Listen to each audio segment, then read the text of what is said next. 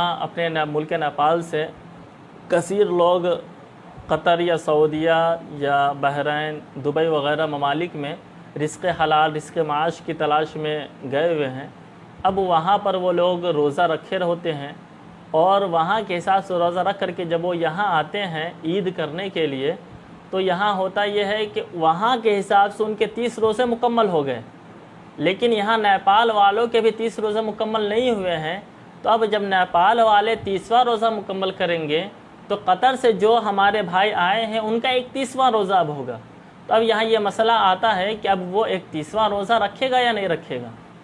تو اس کے بارے میں فقہائے کرام نے یہی حکم فرمایا ہے، جیسے حضور موقع کے مسائل جدیدہ ہیں، امین شریعت بہار اور مفتی اعظم ہالینڈ، ان حضرات نے اور بھی دیگر مفتیان کرام نے، یعنی اکابرین اہل سنت نے یہی حکم فرمایا ہے کہ اگرچہ یہاں آنے کے بعد اس کا 31واں روزہ ہو جائے گا، لیکن پھر بھی اس پر وہ روزہ رکھنا فرض ہے، اس لیے کہ روزے کے حوالے سے قرآن پاک میں صراحت کے ساتھ یہی آیت کریم آئی ہے، فمن شہد منکم الشہر فلیصم، کہ تم میں سے جو کوئی مہینہ پائے، یعنی رمضان کا مہینہ پائے، فلیصم ہو، تو چاہیے یعنی ضرور وہ رمضان کے روزے رکھے۔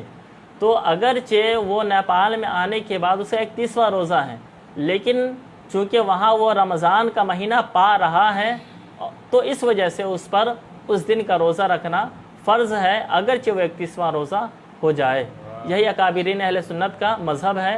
اس سے اگر کوئی الگ مسئلہ ہو تو وہ درست نہیں ہے، واللہ تعالی اعلم۔ توفیق عطا فرمائے۔ اب ایک ویڈیو چل رہی ہے، اس پر بھی میں کچھ گفتگو کر دوں۔ میں نے اپنا ایک بیان جاری کیا تھا کہ کوئی سعودی عرب سے آتا ہے آدمی، تو وہاں چونکہ 1 دن یا 2 دن پہلے سے روزہ ہو گیا، تو یہاں آنے کے بعد اس کا 30 دن پورا ہو جائے گا، نیپال والوں کا 29 ہوگا یا 28 ہوگا یا 29 ہوگا، تو وہ کیا کرے گا؟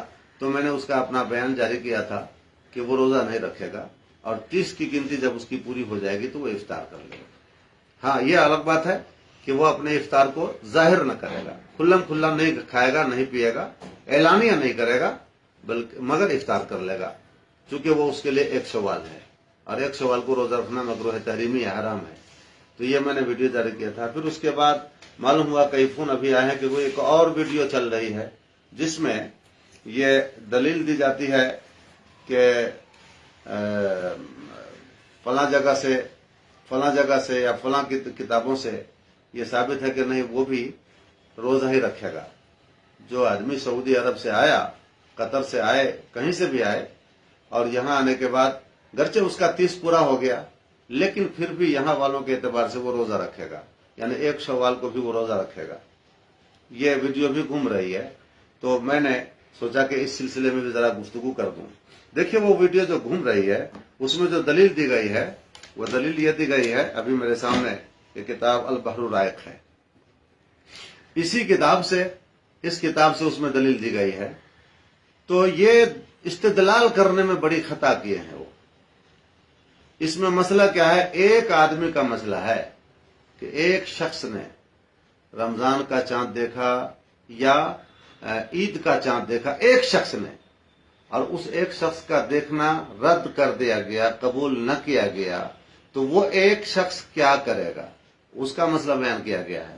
اس میں لکھا ہے، من رآ ہلال رمضان او الفطر ورد قولہ صام، جس نے ہلال رمضان دیکھا یا ہلال فطر دیکھا اور اس کا قول رد کر دیا گیا تو کہا گیا ہے صاما، وہ روزہ رکھے گا۔ کیوں روزہ رکھے گا؟ اس کے بارے میں دلیل دیا، اما اذا رآ ہلال رمضان فلقولہ تعالی فمن شہد منکم الشہر فلیصمہ، یعنی رمضان کا روزہ وہ اس لیے رکھے گا کہ اللہ تعالیٰ کا فرمان ہے، فمن شہد منکم الشہر فلیصمہ، جو تم میں رمضان کا مہینہ پا جائے تو اس کو روزہ رکھے۔ تو چونکہ وہ پا لیا، اپنی آنکھ سے وہ رمضان کا چاند دیکھ لیا ہے، تو گویا کہ وہ رمضان کا مہینہ پانے والا ہو گیا، تو ارشاد باری تعالیٰ کے مطابق اب وہ روزہ رکھے گا۔ گرچہ قاضی نے اس کے دیکھنے کو رد کر دیا ہے، لیکن خود اس کے نزدیک رمضان ہو چکا ہے، لہذا وہ روزہ رکھے گا۔ یہ سورہ بقرہ کی آیت کریمہ، اور حدیث پاک بھی ہے، سوموا لرؤیتہ وافطروا لرؤیتہ، روزہ رکھو چاند دیکھ کر اور افطار کرو چاند دیکھ کر. اب اس ایک شخص نے چونکہ چاند دیکھ لیا ہے لہذا اس کے نزدیک اب روزہ رکھنا ضروری ہو گیا. یہ دلیل ہے اس کی. اچھا اب رہ گیا بات کہ افطار وہ کیوں کرے گا, افطار وہ کیوں نہ کرے گا. ایک آدمی نے چاند دیکھ لیا عید الفطر کا اور اس ایک آدمی کے علاوہ کوئی نہ دیکھا تو قاضی نے اس کا دیکھنا قبول نہ کیا, اس کی گواہی قبول نہیں کیا, تو اب وہ کیا کرے. تو اس سلسلے میں 3 قول ہے. 3 قول کیا ہے. ایک قول تو یہ ہے کہ وہ روزہ رکھے, روزہ رکھے. اس کی وجہ, روزہ رکھے اس کی وجہ کیا.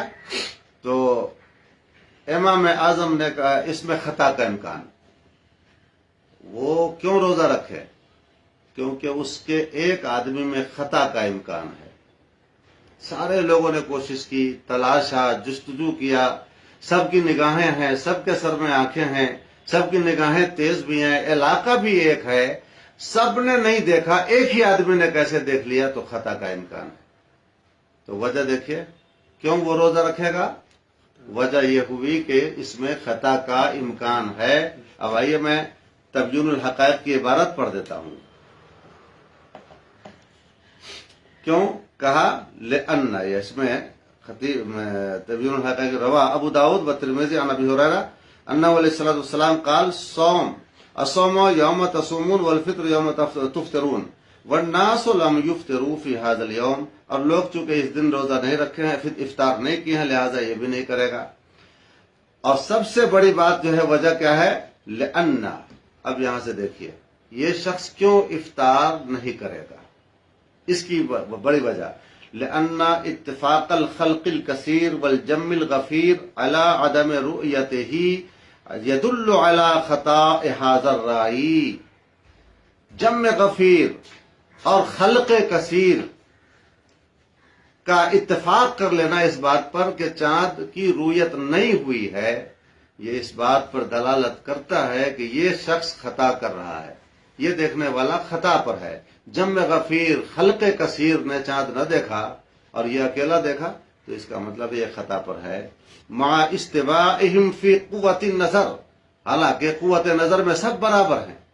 ایسا نہیں کہ اکیلا یہ شخص اپنی قوت نظر میں اعلیٰ ہے, عرفہ ہے, سب قوت نظر میں برابر ہیں. وحدت البصر, اور سب کی نگاہیں تیز بھی ہیں, ایسا نہیں کہ اکیلا یہی شخص کی نگاہ تیز ہے. ومعرفت منازل القمر, اور سب کو پتا ہے کہ چاند نکلتا کہاں ہے. ایسا نہیں کہ اکیلا یہی جانتا ہے کہ چاند کہاں نکلتا ہے, کہ یہی اکیلا دیکھ لیا, اب باقی لوگوں کو پتا ہی نہیں تھا کہ چاند نکلتا کدھر ہے, لہذا وہ گھومتے رہ گئے, اتر دکھن دیکھتے رہ گئے, اور اسی کو پتا تھا لہذا چاند کی جگہ کو دیکھ لیا. ایسی بات نہیں ہے. سب کو پتا ہے کہ منازل قمر کیا ہے, سب کو پتا ہے کہ چاند نکلنے کی جگہ کیا ہے. سب نے تلاشا, جستجو کیا, تلاشا, محنتیں کی. والحرص منہم علی طلبہ, اور سب کو اس کی طلب ہے, سب کو چاند کی تلاش بھی ہے. رمضان کا چاند سب لوگ تلاشیں نہ تلاشیں, مگر ہلال عید کو تو سب تلاشتے ہیں. تو سب کو طلب بھی شدید ہے, سب کی نگاہیں بھی برابر ہے, سب کا طلب ذوق بھی برابر ہے, سب کو چاند نکلنے کی جگہ بھی معلوم ہے. اور ان تمام کے باوجود بھی کسی نے نہیں دیکھا, اکیلا یہ دیکھ لیا, تو خطا کا امکان ہے. اس لیے حکم دیا گیا کہ وہ افطار نہ کرے, روزہ رکھے. اور آگے کیا کر رہے ہیں, وَلَعَلَّهُ رَآ شَعْرَةً طَوِيلَةً قَائِمَةً بِحَاجِبِهِ, اور امید ہے, ہو سکتا ہے کہ اس نے ایک لمبا بال دیکھ لیا ہو جو اس کے پلکوں پہ کھڑا ہو. اچھا, یا اس کے بھاؤں پہ کھڑا ہو, یا اس کی پلکوں پہ کھڑا ہو.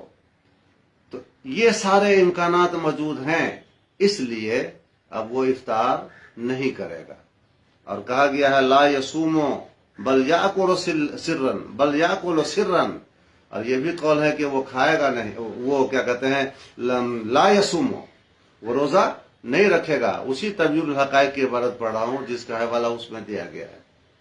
تو اسی میں آیا ہے لا یشربو لا یصومو, وہ روزہ نہیں رکھے گا, بل یاکل سرا, بلکہ وہ کھائے گا مگر سرن کھائے گا, چھپا کر کھائے گا, تاکہ باقی لوگوں کی دل شکنی نہ ہو یا اجتماعیت کے خلاف اس کا قدم نہ شمار کیا جائے، یا یہ کہہ لیجیے کہ روزے کے احترام کے خلاف نہ اس کا یہ عمل ہو جائے، تو سرًا، مگر روزہ نہیں رکھے گا، یہ بھی کہا گیا ہے۔ اور قال ابو اللیث معنی قول ابی حنیفہ لا یفطر اے لا یاکل ولا یشرب۔ امام اعظم ابو حنیفہ رحمۃ اللہ علیہ کا اس سلسلے میں یہ ہے قول کہ لا یفطر، وہ افطار نہ کرے گا۔ تو اس لا یفطر کا معنی کیا بتایا فقیہ ابو اللیث نے؟ اے لا یاکل ولا یشرب، یعنی وہ کھائے گا نہیں، پیے گا نہیں، ولکن لا ینوی الصوم، لیکن وہ روزے کی نیت نہیں کرے گا۔ کھائے گا نہیں، پیے گا نہیں، ٹھیک ہے، لیکن وہ روزے کی نیت نہیں کرے گا۔ کیوں؟ ولا یتقرب بہ الی اللہ تعالی، اور اس سے اللہ تعالیٰ کی بارگاہ میں تقرب کی نیت بھی نہ کرے، تقرب کا ارادہ بھی نہ کرے۔ کیوں؟ لأنہ یوم عید، کیونکہ وہ عید کا دن ہے۔ کیوں؟ عندہ، اس ایک آدمی کے نزدیک وہ عید کا دن ہے، للحقیقت التی ثبتت عندہ، اس حقیقت کی وجہ سے جو اس کے پاس ثابت ہے، یعنی اس نے چاند دیکھ لیا ہے تو اس کے پاس وہ عید کا دن ہے، لہذا وہ کھائے گا پیے گا تو نہیں، لیکن روزے کی نیت سے نہیں، بلکہ روزے بس جمع غفیر کا احترام کرنے کے لیے، روزے کا ارادہ نہیں، روزے کی نیت نہیں کرے گا۔ جب روزے کی نیت نہیں کرے گا تو پتہ چلا کہ روزہ فرض اس کے اوپر نہیں ہے، یہ بھی ثابت ہو گیا کہ وہ روزہ اس کے اوپر فرض نہیں ہے۔ یہ امام اعظم کا قول، امام اعظم کے قول کی تشریح فقیہ ابو اللیث نے کیا۔ اور یہ بھی اس صورت میں جب ایک شخص نے دیکھا ہو تب۔ اب یہاں سعودی سے قطر سے آدمی آ رہا ہے تو کیا وہ اکیلا آ رہا ہے؟ اکیلا دیکھنے والا ہے؟ وہاں پورے ملک نے دیکھا ہے، وہاں کی گورنمنٹ نے دیکھا ہے، وہاں کے علماء نے، فقہا نے، وہاں کے تمام مسلمانوں نے چاند کی رؤیت کا یقین کر رکھا ہے، تو اس کو اس پر منطبق کرنا یہ کسی بھی طرح درست نہیں ہے۔ یہاں ایک آدمی کا یہ مسئلہ ہے جس کو اس میں فٹ کر دیا گیا ہے، یہاں ایک آدمی کے مسئلے کو ادھر فٹ کرنا یہ کس طرح سے صحیح ہو سکتا ہے؟ وہاں سعودی قطر سے آنے والا ایسا تو نہیں کہ وہ اکیلا چاند دیکھنے والا ہے، اکیلا چاند دیکھنے والے کے مسئلے کو اس پر فٹ کر دینا، جو سعودی عرب سے آئے، قطر سے آئے، وہاں پورے ملک نے دیکھا، سب نے دیکھا، وہاں فیصلہ ہے، سارے مسلمانوں کی زبان پر یہ جاری ہے کہ چاند ہو گیا، چاند ہو گیا، چاند ہو گیا، خبریں متواتر ہے کہ چاند ہو چکا ہے، اور وہ ثبوت اس کے نزدیک ہو چکا ہے، خبریں متواتر کے ذریعے اس کے پاس چاند کا ثبوت ہو چکا ہے۔ اب اس کی گنتی کے اعتبار سے جس دن اس کا 30 پورا ہوگا، اس کا مہینہ ختم ہو گیا۔ تو اس طریقے سے غلط فہمی کے شکار ہوئے ہیں کچھ لوگ، اور ایک آدمی کے دیکھنے کو پورے ملک کے دیکھنے پر قیاس کر لیا، پورے ملک کے دیکھنے کو ایک آدمی کے دیکھنے کی طرح بنا دیا گیا ہے۔ تو دوستان محترم، جو سعودی قطر دبئی سے آئیں گے، اگر ان کا روزہ پہلے سے چالو ہے تو یہاں اپنی گنتی وہ 30 پوری کر لیں گے، اس کے بعد عید کا دن ان کے لیے ہو جائے گا، یکم شوال کی تاریخ ہو جائے گی، لہذا وہ اس دن اعلانیہ نہیں کھائیں گے پیئیں گے، لیکن وہ روزہ بھی نہیں رکھیں گے۔